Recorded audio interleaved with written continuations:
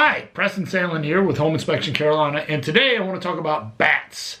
Bats are good in nature. They eat insects, to keep the insect population down.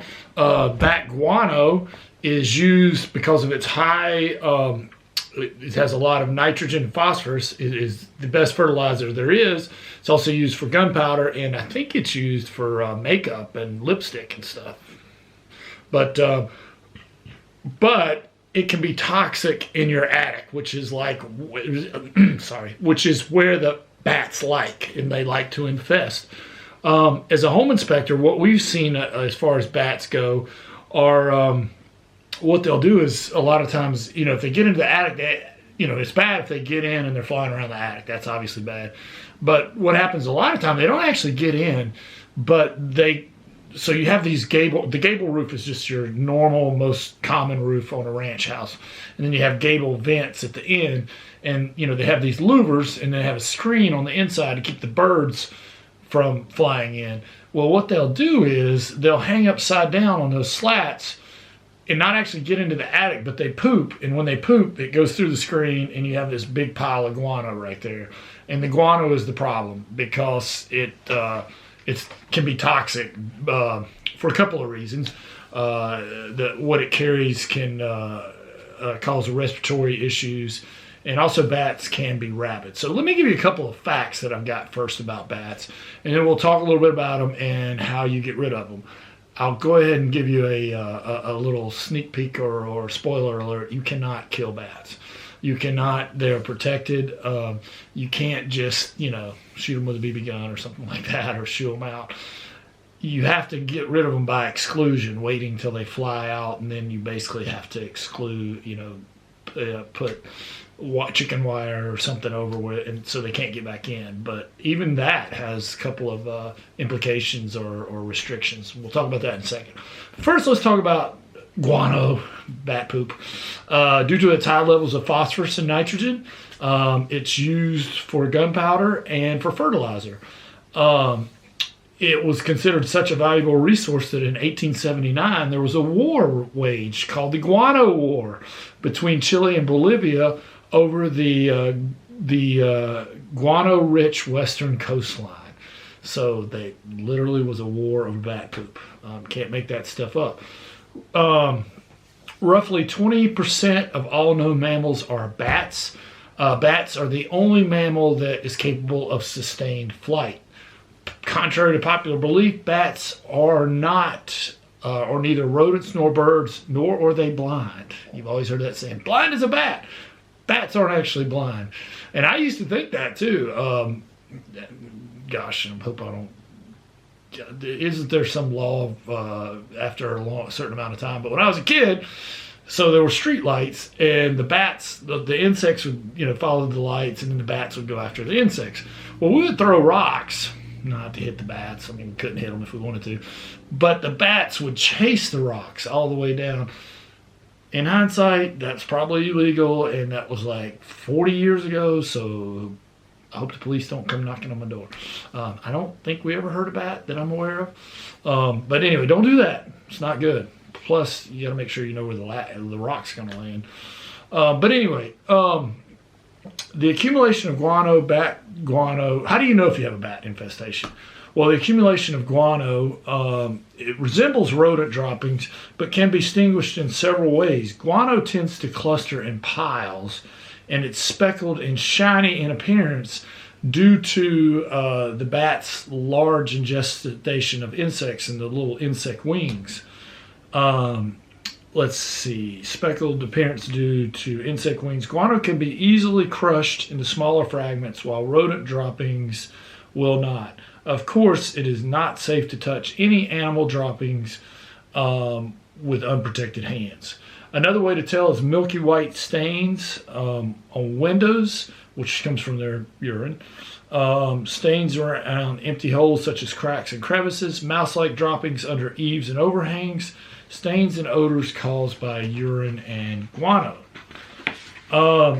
Another thing is if you go up, bats are nocturnal. They come out at night. So if you go up in the attic during the day, you probably see them or squeaking, especially if you shine a flashlight. They don't like that, and you can't be mean to them. Again, they're protected. You'll hear squeaking and scratching, crawling in the attic shortly before dusk and dawn. Grease and dirt. Bats often leave smears of grease and dirt from their coats on entry points of their roost. All right, so what are the problems with bats? Well, first is rabies. Due to their high mobility and social behavior, bats often are hosts for diseases. Rabies. Human rabies in the United States, they said that most of the human rabies in the United States have been traced back to bats.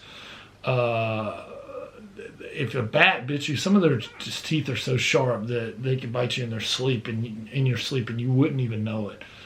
Awareness of the facts about bats and rabies can help homeowners protect themselves.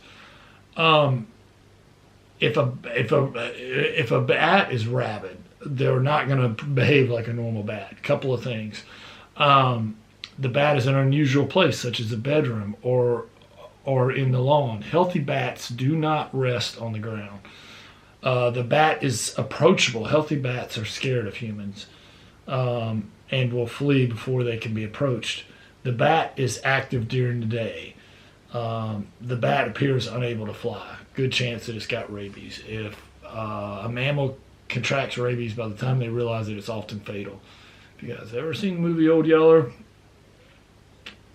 Childhood. Make me tear up just thinking about it. That's what happened to Old Yeller. Remember the dog foaming at the mouth, and they had to shoot Old Yeller. I think Sounder was like that too. I can't remember. But anyway, for this reason, rabid bats are often most likely to come in contact with humans. The other problem that bats, or actually the guano, is histoplasmosis. This is a respiratory disease caused by the fungus. Histoplasmosis is transmitted through the inhalation of fungal spores found in bat guano and bird droppings. Although generally not fatal, histoplasmosis can cause flu-like symptoms. For individuals with compromised immune systems, it can be fatal, such as those with AIDS. Histoplasmosis can be fatal. All right, bat removal. Remember I told you, you cannot kill them. You cannot just kill them. They are protected. The following instructions for bat removal are things. Find the entry points and what you want to do, and it can be, bats can go through, even though bats' wingspan's pretty big, a bat can go through a hole as small as a half an inch. What you have to do is figure out all their entry, exit holes, and wait till they fly out at night, and then you've got to seal those holes up, either with caulk, or what's really common is some sort of mesh, chicken wire, or something like that. If we ever walk up on a house that has gable vents and it has chicken wire or mesh on the outside, I can almost guarantee you that house has had a bat infestation. My next question is, are the bats now gone? And how about the guano? Did they remove all the guano? The other thing is, you cannot do bat removal during the summer months because they have babies. And if you exclude them from coming back in, the babies will starve, they can't fly, and then you're going to have to deal with carcasses, and the babies are protected too, and you're essentially killing the babies. So you got to do it in non-summer months. In summary, bats can transmit dangerous diseases to humans and home inspectors, and homeowners should be wary of bat infestations. And it's rather expensive to have a professional do this. We had one on one house, and it was over $2,000. It was pretty expensive because they've got to come out several times and locate all the places where they're coming in and out. And basically, when they can't do it in the summer, they've got to wait till the bats fly out at night and then seal up all the places, and they basically exclusion, just can't get back in. Well, this is Preston Salem with Home Inspection Carolina. You can check out our website. There's a lot of free resources there at homeinspectioncarolina.com and askthecharlotteinspector.com. Thanks for watching, and it'd be awesome if you would subscribe. I'm not sure which side it is there. And if you like the video, give it a thumbs up. And we'll try to provide more videos and hopefully provide some more value. Thanks a lot, and thank you for watching.